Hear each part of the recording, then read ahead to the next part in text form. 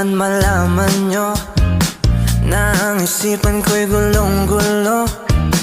Nagtatanong kung susundan ko siya, dahil ang puso ko ay nabihag nga. Alam mo bang minamahal ko siya, at tunay ang aking nadarama.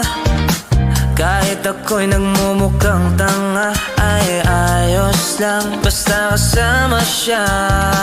Kahit sabihin pa ng iba, nababaliw na akong talaga.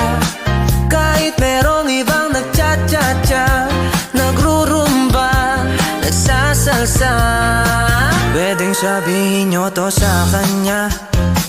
Ang puso ko'y nahihirapan na. Ano pa bang pwede kong gawin na